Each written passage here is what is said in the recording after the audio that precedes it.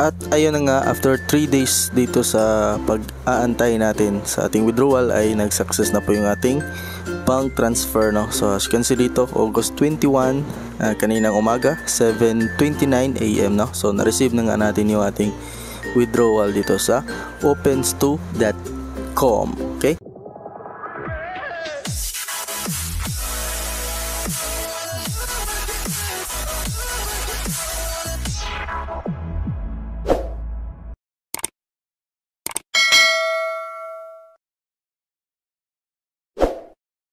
So ayun nga idol, mag live withdrawal tayo dito sa ating opens2 EI, no? So as you can see dito, meron tayong mga devices dito, and yan, withdraw muna tayo, punta tayo sa account natin, tayo sa withdraw, and meron tayong balance dito na 254.90. withdraw natin to kaagad. So type na natin dito yung amount na gusto natin i-withdraw. So lahatin na natin to, and top withdraw. So confirm lang natin. Alright, withdrawal application has been submitted successful. You can receive 239.61 pesos after tax deduction. So meron siyang tax na kukunin dito. Okay, so punta tayo dito sa baba. Ayan, naging 0 na po yung balance natin dyan. Punta tayo dito. Ayan, tips. Withdrawals are subject to a 6% administration fee. The time is takes for withdrawals to arrive in your accounts in from 12 hours to 72 hours, no? So 3 days po ito mga ka-sticker. Okay, then meron siyang administration fee. So dito withdrawals amount, no? Ito po yung mga fee niya. So 120 up to 500, so meron siyang 6% na kukunin, or yung meron siyang fee, no? So 500 up to 3,000, 4% na lang yung babayaran mo dito. 3,000 up to 10,000, ayan, 3% yung babayaran mo dito. Okay, so sa withdraw naman, ayan, ilang beses na tayo nag-withdraw dito. So 3 beses na. So ito po yung last, no? 254.90. So dito, ayan, nag-success tayo dito. Last withdrawal natin last August 12, no? Then ngayon, August 19 ngayon, no? So update ko na lang kayo mga ka-sticker kapag na-receive na nga natin yung ating withdrawal dito, no? So ayan, meron siyang withdrawal progress dito.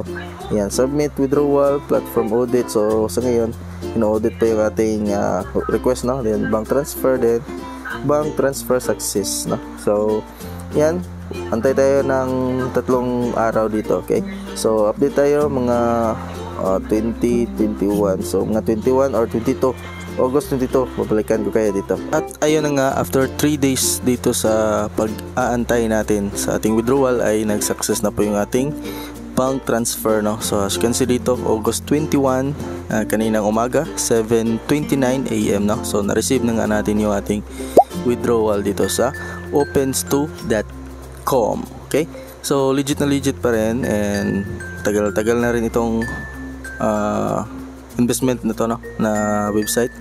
So nagsimula ako dito noong August 8, no? So August 3, no? And ayan, meron na tayong isang device dito na nag-expire, no? So 5 days lang naman to. Then meron tayong working na device. So ito po yun, 14 days na po itong device natin, ito, no? So 700 pesos po yung halaga dyan. So hindi ko na i-recommend sa inyo itong investment na to, kasi alam naman natin kung saan ito patungo, no? So hindi natin alam, no, kung kailan to magtatagal, kaya ayan, hindi ko na siya i-recommend, no? So isang update lang ito na paying pa siya, no? So alam ko naman na karamihan sa atin dito ay meron ng account dito. Okay, so meron tayong daily check-in dito na peso, no? 1 peso. So level 1 pa lang kasi tayo, kaya ayan, 1 peso lang, no? So ayan, ito po isang investment, and ito po yung mga plan nila na pwede nating bilhin, no? So marami dito. So newbie, ayan, meron silang 200 pesos, 400 pesos. So ayan, kung ayan, 12 hours, no? So 12 hours yung income dito, 72 hours. So maganda din kapag bagong bagong register, no.